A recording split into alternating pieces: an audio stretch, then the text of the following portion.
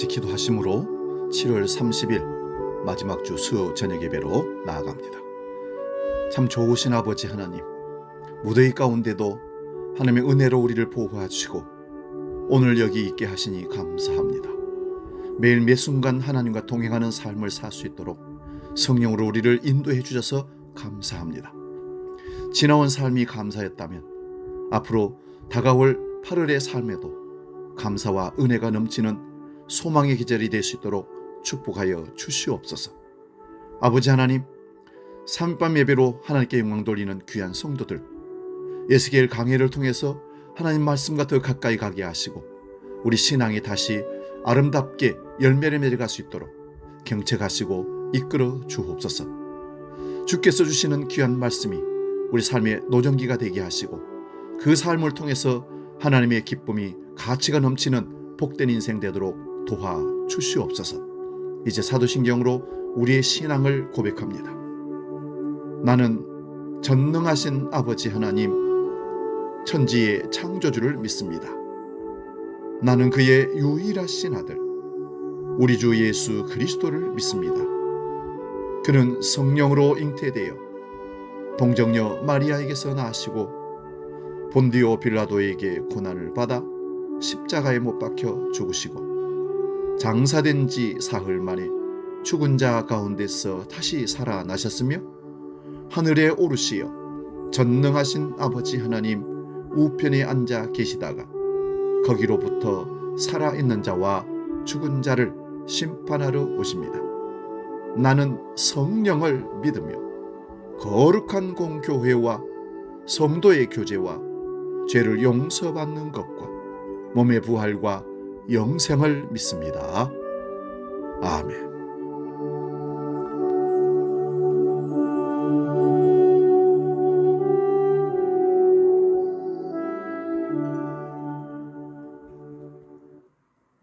찬송가 286장 주 예수님 내 맘에 오사 함께 찬송합니다.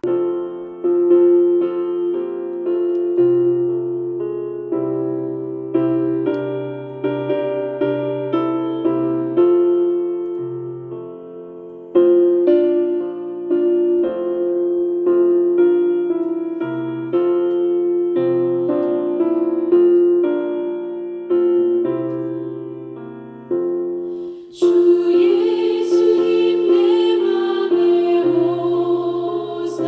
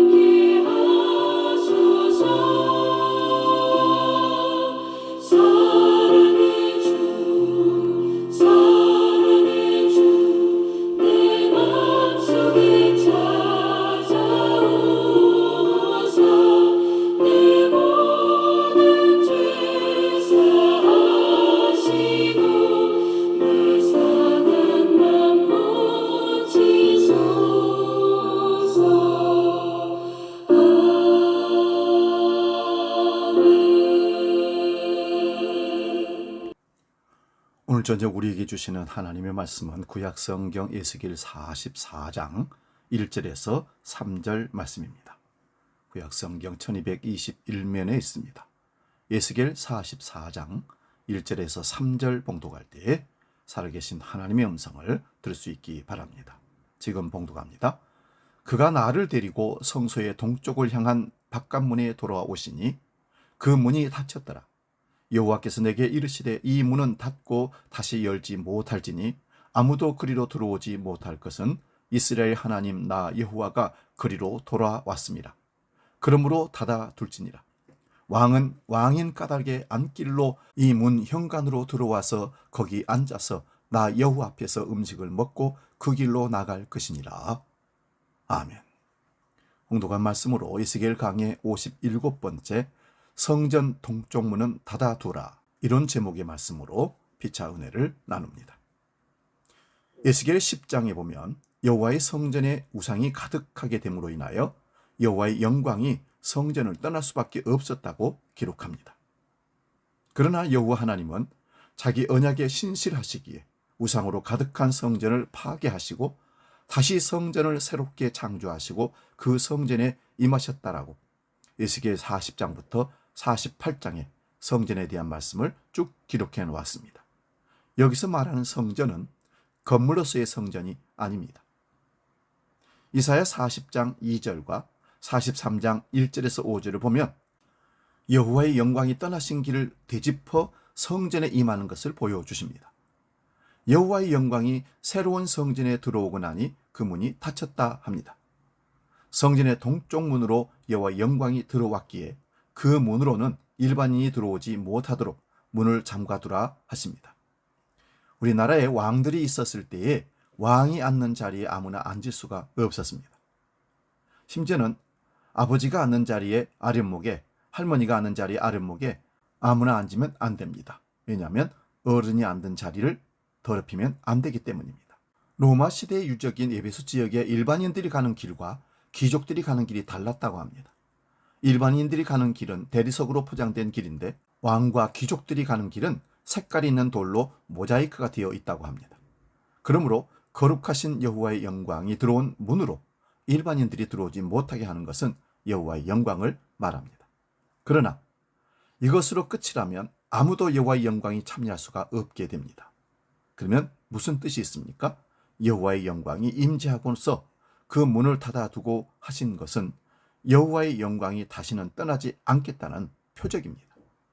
모세와 솔로몬을 통하여 지은 성막과 성전은 사람들이 더럽힐 수 있었습니다. 그래서 여호와의 영광이 떠났던 것입니다. 그러나 이제 사람의 손으로 지은 건물로 된 성전이 아닌 하나님이 처소로 삼으신 곳에서는 결코 하나님께서 떠나지 아니하시겠다는 것이 성전의 동쪽 문을 닫아두라는 말씀입니다. 그리고 3절을 보시면 왕은 그 앞에 와서 먹고 나갈 수 있다고 합니다. 이 왕은 여호와 하나님 가장 가까이 나갈 수 있는 존재입니다. 그러므로 여호와의 영광을 전달할 자가 왕입니다. 이 왕으로 오신 분이 바로 예수 그리스도이십니다. 그러므로 예수 그리스도가 성전이 되십니다. 그러므로 하늘의 영광을 아들이 세상에 나타내신 것이 복음입니다. 여호와 하나님께서 자기 스스로 새로운 성전 안에 갇히시겠다는 말씀입니다. 이 내용을 성경 전체를 통해서 살펴보겠습니다. 하나님께서 천지를 창조하시고 에덴 동산에 사람을 살게 하셨습니다. 그곳에서 한 가지 금령을 주셨는데 선악을 알게 하는 나무의 실과를 절대 먹지 말라 하셨습니다. 그런데 뱀 사탄의 유혹을 받아서 선악과를 따 먹었기에 에덴 동산에서 추방이 됩니다. 이제부터 이들의 삶은 안식이 없습니다. 이들이 아무리 수고해도 스스로 생명을 얻을 수가 없게 되었습니다. 생명나무로 가는 길을 하나님께서 차단했기 때문입니다. 이런 인생들이 많아집니다. 사람이 많아질수록 죄도 관영하게 많아지게 되었습니다. 창세기 6장 1절에서 3절 봅니다. 사람이 땅 위에 번성하기 시작할 때에 그들에게서 딸들이 나니 하나님의 아들들이 사람의 딸들이 아름다움을 보고 자기들이 좋아하는 모든 여자를 아내로 삼는지라. 여호와께서 이르시되 나의 영이 영원히 사람과 함께 하지 아니하리니 이는 그들이 육신이 됨이라. 그러나 그의 날은 120년이 되리라 하시니라. 하나님의 아들들이 사람의 딸들의 아름다움을 보고 자기들이 좋아하는 모든 여자를 아내로 삼았습니다. 이런 삶의 태도가 우리의 보기에는 자연스러운데 하나님 보시기에는 그 마음의 생각과 계획이 항상 악합니다. 하나님의 뜻에 좋은 대로 사는 것이 아니라 사람들이 자기들의 뜻에 좋은 대로 사는 모습이 죄악이 관영한 모습입니다. 그러므로 하나님의 영이 영원히 사람과 함께하지 않으신다 하십니다. 그 이유는 사람이 육신이 되어버렸기 때문입니다. 생명을 추구하는 삶이 아니라 자신의 생존 본능으로만 살아가는 육신이 되어버렸기 때문입니다. 그러나 노아는 하나님의 은혜를 입었다고 합니다. 은혜를 입은 노아는 방주를 예비하고 하나님의 심판에서 살아남습니다. 온 세상이 물로 심판을 받을 때에 여호와께서 함께 하신 곳은 노아의 방주에만 함께 하셨던 겁니다. 이것이 임마누엘 은혜입니다. 하나님이 우리와 함께 하신다. 그러므로 여호와의 영광이 임재하시는 곳이 바로 은혜의 자리입니다. 하나님의 은혜가 임하지 않으면 그곳은 심판의 자리라는 말씀입니다. 그런데 오늘 우리가 살아가면서 하나님의 은혜를 구하면서 살아가는 것이 아니라 내가 스스로 살아남겠다고 합니다. 이것이 죄의 근원적인 모습입니다. 이런 인생들이기에 여호와의 임재로 살겠다고 하는 것이 아니라 여호와 없이 살겠다고 하는 죄악된 모습을 구약을 통해서 보여주십니다. 그러나 이런 세상에서도 하나님은 자신의 은혜를 보이시기 위하여 노아에게 은혜를 입히셨듯이 아브라함을 부르십니다. 노아 홍수 이후에 인간들은 흩어지는 명령을 거역하고 흩어지지 않고 자신들의 이름을 내기 위해서 바벨탑을 쌓았습니다. 하나님께서 그들의 언어를 혼잡게 하셔서 결국 흩어버리고 말았습니다. 그렇게 흩어진 인류 가운데서 하나님께서 셈의 후손 중에 아브라함을 택하십니다. 아브라함에게 언약하시기를 아브라함을 통하여 모든 민족이 복을 받게 하시겠다고 언약을 주십니다. 아브라함과 이삭과 야곱을 통하여 주신 언약의 내용은 야곱에게 요약적으로 나타납니다. 내가 너를 떠나지 않겠다는 것이 바로 언약입니다. 창세기 28장 12절에서 15절 말씀 봅니다. 꿈에 본즉 사닥다리가 땅 위에 서 있는데 그 꼭대기가 하늘에 닿고 또 본즉 하나님의 사자들이 그 위에 오르락 내리락 하고 또 본즉 여호와께서 그 위에 서서 이르되 나는 여호와니 너의 조부 아브라함의 하나님이요 이삭의 하나님이라. 네가 누워있는 땅을 내가 너와 네 자손에게 주리니 네 자손이 땅에 티끌같이 되어 네가 서쪽과 동쪽과 북쪽과 남쪽으로 퍼져나갈지며 땅의 모든 족속이 너와 네 자손으로 말미암아 복을 받으리라. 내가 너와 함께 있어 네가 어디로 가든지 너를 지키며 너를 이끌어 이 땅으로 돌아오게 할지라. 내가 네게 허락한 것을 다 이루기까지 너를 떠나지 아니하리라 하신지라. 야곱이 형과 아버지를 속이고 도망가다가 들판에 누워 잠이 들었을 때에 여호와 하나님께서 언약을 주셨던 겁니다. 꿈에 본 사닥다리와 그 위로 하나님의 사자들이 오르락 내리락 하고 있습니다. 이 사닥다리는 계단입니다. 이 계단은 요한복음 1장 51절에 이렇게 증언합니다. 또 이르시되 진실로 진실로 너희에게 이르노니 하늘이 열리고 하나님의 사자들이 인자 위에 오르락 내리락 하는 것을 보리라 하시니라. 그러므로 야곱은 인자이신 예수님을 본 것입니다. 아브라함과 이삭과 야곱은 같은 언약을 받았습니다. 그 언약의 특징은 여호와 하나님께서 언약하시고 여호와 하나님께서 이루신다는 일방적인 은혜의 언약입니다. 그래서 내가 너와 함께하며 어디로 가든지 너를 이끌어 이 땅으로 돌아오게 할 것이며 내가 네게 허락한 것을 다 이루기까지 너를 떠나지 아니하리라 하셨습니다. 그러므로 야곱의 어떠함과 상관없이 야곱의 어떻게 살든지 상관없이 하나님의 언약이 야곱에게 무조건 이루어집니다. 이렇게 일방적으로 주어진 은혜의 언약 특징은 여호와께서 떠나지 아니하시고 그 언약을 이루신다는 말씀입니다. 그런데 아브라함 언약 이후에 약 430년이 지나서 하나님께서 모세를 통하여 이스라엘 백성들과 언약을 체결합니다. 이것이 율법입니다. 이 율법은 행위 언약입니다. 율법을 지켜 순종하면 여호와께서 떠나지 아니하시지만 율법을 어기고 여호와를 배반하면 여호와께서 떠나신다고 하셨습니다. 그러므로 모세의 성막에 여호와의 영광이 임하였고 솔로몬의 성전에도 여호와의 영광이 임했지만 여호와의 영광은 그 성전을 떠날 수밖에 없었습니다. 이런 내용을 솔로몬이 예언을 하였습니다. 열왕기상 9장 6절에서 9절입니다. 만일 너희나 너희의 자손이 아주 돌아서서 나를 따르지 아니하며 내가 너희 앞에 둔 나의 계명과 법도를 지키지 아니하고 가서 다른 신을 섬겨 그것을 경배하면 내가 이스라엘을 내가 그들에게 준 땅에서 끊어버릴 것이요 내 이름을 위하여 내가 거룩하게 구별한 이 성전이라도 내 앞에서 던져버리리니 이스라엘은 모든 민족 가운데서 속담거리와 이야기거리가 될 것이며 이 성전이 높을지라도 지나가는 자마다 놀라며 비웃어 이르되 여호와께서 무슨 까닭으로 이 땅과 이 성전에 이같이 행하였는고 하면 대답하기를 그들이 그들의 조상들을 애굽 땅에서 인도해 내신 그들의 하나님을 여호와를 버리고 다른 신을 따라가서 그를 경배하여 섬김으로 여호와께서 이 모든 재앙을 그들에게 내리심이라 하리라 하셨더라. 이 말씀대로 성전이 바벨론에 의해서 파괴되었습니다. 그러나 여호와의 언약은 신실하시기에 선자를 통하여 새로운 언약을 말씀하십니다. 새 언약의 특징은 바로 하나님의 일방적인 은혜입니다. 그러므로 예수님의 족보를 소개하는 마태복음 1장 1절에서 아브라함과 다윗의 자손 예수 그리스도의 세계라고 합니다. 다윗도 모세 율법 이후에 출생한 사람이지만 아브라함처럼 일방적인 은혜를 받습니다. 그러므로 예수 그리스도 안에서 모세가 빠져나갔던 것입니다. 모세의 역할은 예수님 오시기까지입니다. 모세는 하나님의 집의 사환이지만 예수님은 하나님의 집의 아들입니다.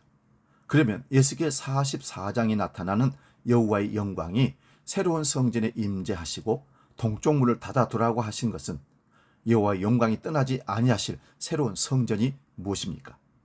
요한복음 1장 14절입니다. 말씀이 육신이 되어 우리 가운데 거하심에 우리가 그의 영광을 보니 아버지의 독생자의 영광이요 은혜와 진리가 충만하더라. 예수님이 하나님 아버지의 독생자의 영광이 충만하신 분이십니다. 또한 이 예수님께 하나님의 성령이 부어집니다. 그러므로 예수님은 아버지와 자신이 하나라고 말씀하셨습니다. 예수님께서 잡히실 때 제자들은 다 제 곳으로 흩어졌지만 아버지는 나와 함께 한다고 말씀하셨습니다. 그런데 왜 세상 사람들이 하나님의 영광을 알아보지 못할까요? 고린도후서 4장 3절에서 6절 말씀입니다. 만일 우리의 복음이 가리었으면 망하는 자들에게 가리어진 것이라. 그 중에 이 세상의 신이 믿지 아니하는 자들의 마음을 혼미하게 하여 그리스도의 영광의 복음의 광채가 비치지 못하게 함이니 그리스도는 하나님의 형상이니라. 우리는 우리를 전파하는 것이 아니라 오직 그리스도 예수의 주 되신 것과 또 예수를 위하여 우리가 너희 종된 것을 전파함이라. 어두운 데에 빛이 비치라 말씀하셨던 그 하나님께서 예수 그리스도의 얼굴에 있는 하나님의 영광을 아는 빛을 우리 마음에 비추셨느니라. 아멘. 이 세상의 신이 하나님의 형상이요 영광의 광채이신 예수 그리스도의 영광의 복음의 광채를 비치지 못하게 막고 있습니다. 그러므로 지금 우리는 예수님의 얼굴을 보는 것이 아니라 예수 그리스도의 복음을 말씀을 통하여 보고 믿는 것입니다. 이것은 우리의 힘과 능력이 아니라 하나님의 창조의 능력으로 우리에게 알게 하신 것입니다. 그러므로 하나님의 영광이 임재하시고 다시는 떠나지 아니하시겠다는 것은 예수 그리스도 안에 하나님의 영광이 임하시고 그 영광을 자기 백성들에게도 수여하시기 위하여 십자가를 지시고 율법의 저주를 대신 받으신 것입니다. 그리하여 하나님의 의를 이루시고 부활 승천하셔서 성령을 자기 백성들에게 부어주십니다. 이렇게 성령이 임하면 하나님의 영광이 임한 것입니다. 그러나 이 세상에서 하나님의 영광이 임재한 자들은 고난의 모습으로 나타납니다. 결코 세상의 영광의 모습이 아닙니다. 그러니 세상 사람들이 조롱하고 그를 따르지 않고 그를 저주하고 그를 비웃습니다. 베드로전서 4장 12절에서 14절 봅니다. 사랑하는 자들아, 너희를 연단하려고 오는 불시험을 이상한 일 당하는 것 같이 이상히 여기지 말고 오히려 너희가 그리스도의 고난에 참여하는 것으로 즐거워하라. 이는 그의 영광을 나타내실 때에 너희로 즐거워하고 기뻐하게 하려 함이라. 너희가 그리스도의 이름으로 치욕을 당하면 복 있는 자로다. 영광의 영 곧 하나님의 영이 너희 위에 계심이라. 영광의 영 곧 하나님의 영이 예수 그리스도의 이름으로 이 세상에서 치욕을 받는 자 위에 계신다고 합니다. 이것은 예수님께서 지상에서 계실 때의 모습과 같은 것입니다. 그러므로 성도란 하나님의 영광의 영이 임재하여 다시는 떠나지 아니하신다 하셨습니다. 마태복음 28장 18절에서 20절 봉독하고 말씀 정리하고 마칩니다. 예수께서 나와 말씀하여 이르시되 하늘과 땅의 모든 권세를 내게 주셨으니 그러므로 너희는 가서 모든 민족을 제자로 삼아 아버지와 아들과 성령의 이름으로 세례를 베풀고 내가 너희에게 분부한 모든 것을 가르쳐 지키게 하라. 볼지어다 내가 세상 끝날까지 너희와 항상 함께 있으리라 하시니라. 이 세상 끝날까지 예수님이 우리와 함께하는 방식이 성령으로 임한 것입니다. 그런데 베드로 사도의 증언처럼 그 영광의 영이 고난의 모습으로 감추어져 있습니다. 이제 복음이 땅끝까지 증거되면 그 영광이 온 천하에 드러날 것입니다. 그날까지 영광의 영이 성도에게 임하셔서 떠나지 아니할 것입니다. 복음 찬양 주님의 영광 나타나셨네 찬양하고 기도하고 마치겠습니다.